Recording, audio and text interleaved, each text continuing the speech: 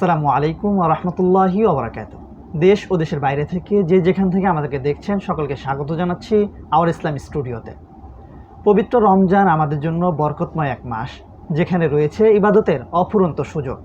এই মাসে রোজা রাখার পাশাপাশি আমাদের কিছু গুরুত্বপূর্ণ মাসালা জানা জরুরি। যেমন, রমজানে ভুলবশত খেয়ে ফেললে রোজা কি হবে? শরীরের ক্ষত স্থান থেকে রক্ত বের হলে রোজা কি ভেঙে যাবে? এনজিওগ্রাম করানো বা ইনজেকশন দেওয়া রোজার উপর কোনো প্রভাব ফেলবে কিনা? এইসব গুরুত্বপূর্ণ আধুনিক মাসালা নিয়ে আমরা আলোচনা করব হেলদি শপ FHB ইন্টারন্যাশনাল নিবেদিত আজকের বিশেষ আয়োজন রমজানের মাসালা অনুষ্ঠানে। আমাদের সঙ্গে রয়েছেন রাজধানীর জামিয়া ইসলামিয়া দিলুর রোড মাদ্রাসার মুফতি ও সিনিয়র মুহাদ্দিস জুবায়ের আব্দুল্লাহ হাফিজাহুল্লাহ। হজরতকে আওয়ার ইসলাম স্টুডিওতে স্বাগত জানাচ্ছি। রোজা অবস্থায় ডায়াবেটিস সুগার মাপা যাবে কিনা? সুন্দর প্রশ্ন করেছেন। যারা ডায়াবেটিসের পেশেন্ট তারা বিভিন্ন সময় তাদের সুগার মেপে থাকেন রোজা অবস্থায়, তো এই জন্য গ্লুকোমিটার ইউজ করেন।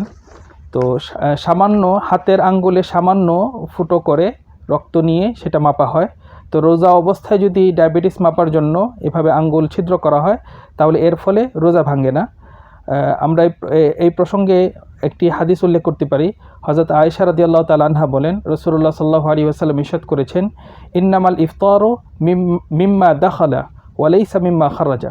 অর্থাৎ রোজা ভেঙে যায় কোনো কিছু অভ্যন্তরে প্রবেশ করলে, কোনো কিছু বের হলে না।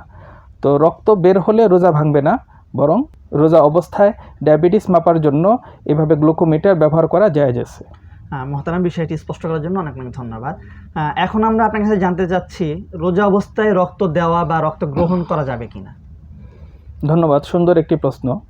অনেক সময় বিভিন্ন মুমূর্ষু রোগী প্রয়োজনে, সুস্থতার প্রয়োজনে রক্তের দরকার হয়। তো সেক্ষেত্রে একজন রোজাদার ব্যক্তি কোনো মুমূর্ষু ব্যক্তিকে রক্ত দিতে পারবে। তবে খেয়াল রাখতে হবে, যদি রক্ত দেওয়ার কারণে তার শারীরিক দুর্বলতার আশঙ্কা দেখা দেয় তাহলে রোজা অবস্থায় রক্ত দেওয়া মাকরুহ। তাই এক্ষেত্রে পরামর্শ হলো, যদি কোনো ইমার্জেন্সি সিচুয়েশন না হয় তাহলে ইফতারের পরেই রক্ত দেওয়ার চেষ্টা করবে এবং এটাই তার জন্য উত্তম হবে। তবে যদি একান্ত কোনো প্রয়োজন হয়, রোজা অবস্থায় রক্ত দেওয়ার প্রয়োজন হয়, তো সেই ক্ষেত্রে রক্ত দিতে পারবে এবং এর ফলে রোজা ভাঙবে না।